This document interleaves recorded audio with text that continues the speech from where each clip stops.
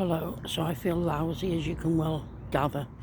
So the gentleman we heard from before, called Russell, I think it is, or Richard, he's really nice, that was in Manchester. I saw him, and then he saw me again. And I said, do you mind being filmed and saying this? And he said, no, not at all. He said, he wished that people would know about it. He wished he could get on a radio channel. He's tried. Now, he went on a train to Nottingham the other day. And I'm back into the camper van for now, but they're going to Somerset, I think, on Tuesday, so I don't want to go that far because I can't get back and I want to be near my babies in the storage unit. So I'll be outside in the cold, very suicidal. I am very suicidal. Anyway, besides that, the people that have told me, these are facts now that are important, I want to tell you. So number one, I was told by, I can't remember whether it was CAB or Shelter or Salvation Army. It's one of those movements. I rung everybody. I've tried everything, and there is no help out there. Believe me, not in the UK. None of the charities help. You name me one that does, then, because I can surely find out that they do not. Anyway, the thing is, so here we go. So we've got oh God. So I just feel so ill. I don't even know what I'm saying at the minute. I've just been violently sick before. In that bloody bush. I'm sick of it all. It's horrendous living like this. I'd be glad to die. I'd be bloody glad to die. And it's not a horrible thing to say. I mean, none of you can imagine that because you've got lovely homes, watching telly, all cosy and warm with all your stuff around you. She's thinking, why would you want to die? Because my life is perfect. Well, my life is not perfect. Wake up, please. To my reality, which is hell on earth.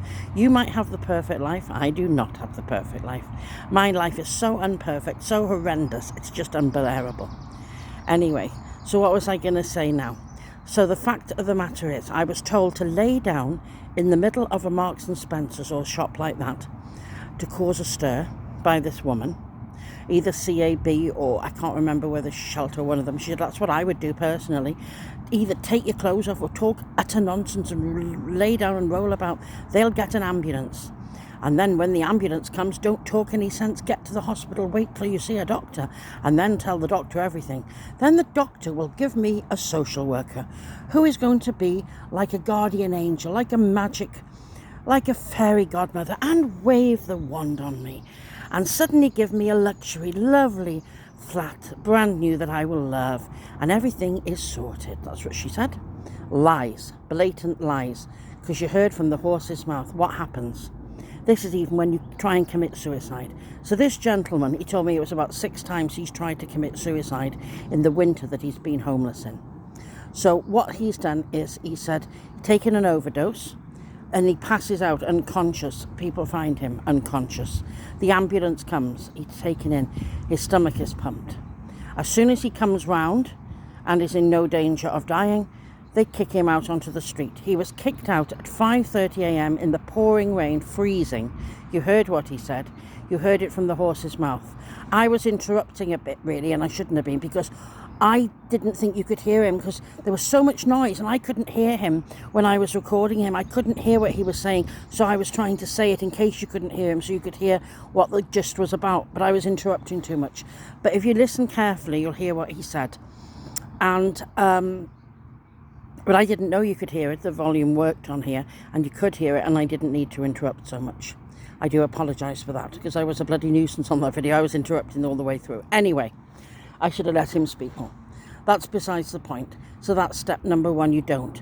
And then he said, what you do get, in that you don't get a social worker, the crisis care team come. And the first thing they ask you is, why would you want to take an overdose? Why would you want to die? And as he said, well, they wouldn't, because they're thinking of themselves in their life. They're in well-paid jobs. They've got tons of money. They can buy anything they want. They can do whatever they want. They are in lovely homes, cosy homes with the TV on, with dinners in the oven, having a lovely life. So they wouldn't understand why you'd want to die. I wouldn't want to die under those circumstances. We are suicidal because we are pushed to the option of no other way out. Because you try it then for 1 week. I give you a challenge. Don't go back to your house. Just go in your clothes now. Go into a field. Stay there for a whole week. No TV, nothing. You try it. Okay, you can go in and get snacks from a chippy or something. You need to do that, and toileting and all that. But don't, and see how you can survive it. A healthy person wouldn't be able to. He's elderly. I'm sick. I'm 51, he's 65. It's not on. It's disgusting. And there's not just us. I'm sure there's loads more like us out there when they're not all on drugs and alcohol. I know these people are laying about in the gutter in Chester laughing and joking, and they're swigging big bottles of vodka and they think it's hilarious to be sleeping outside. We don't. That's why he's made serious suicide attempts. I've tried, but I'm too gutless. I haven't actually, it hasn't worked properly with me. But I'm not taking tablets because I know that's a stupid thing. See, it didn't work with him. They pump your stomach, you come round. You can damage your liver and kidneys. It's too risque. I know what you do if you're serious about it. I was told by a student doctor, a Spanish one, a while ago. He was lovely and he told me what to do. And if you do this, there's no way you can come round. But I won't put it on here because the video could get taken down. But this is a foolproof way of killing yourself. And that's when I do it, that's what I'm going to do. It's going to be horrible, it's going to be weird, it's going to be strange. Because you don't know whether you're going to meet my grandmother again and you're moving somewhere, or whether that's it and that's just the end, like when you fall asleep. So, you know, it's weird, isn't it, knowing you're going to die very soon. It's a creepy, weird feeling, and that's what I've got. It's creepy, but it's such a relief, it's such a happiness. It's like, comes off me when I think of death, because there's no way out of this situation. You can try the lottery till you're blue in the face, it doesn't work. You can try asking people for help, people do not care, they do not help. And there is no help from any councils or anything. You've heard him, you've heard it from the horse as well, the sensible man like him. He's told you as well. CAB don't help, they pass the buck up. It's a ball game, a ball game, a ball game. Salvation Army don't help. They say they don't help with homelessness. Now, they have an advert on the TV, don't they? Saying that they do, because they want money off people. But the money is for the staff in the office. It's not for the actual people. And I think you'll find out a lot of this corruption is going on in the UK.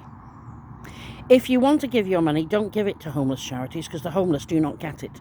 Give it to animal places, because they do get it. If you give it to a zoo, they will honestly get the money. And if you give it to RSPCA, they will RSPCA for the animals, they will definitely get the money. And Cats Protection and the donkey charities and those, if it's for animal welfare, the people that deal with the animals who care, they will honestly give it to will pay for the animals, because they're a different type of person. So if you want to give to charities and you have money, I suggest you do that. Do not give it to the homeless, because the homeless people are not seeing a penny of this money. I can guarantee that. Anyway, so that's the fact of the matter, is you are left to die on the streets. So he has a crisis care team. They come. And then they ask him that, why are you trying to kill yourself? Which I've explained, you know, because they've got a luxury life and he hasn't. He's living outside. If they tried living outside, would they be trying to kill themselves? I'm sure they would. Anyway, you'd go insane. Anyway, so they say then they do not help with housing. So the crisis care come to see you.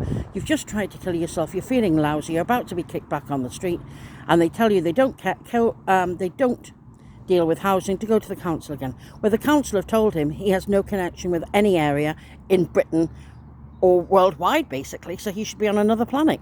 They've told him he's got no connection. I've been told that when I go to other councils.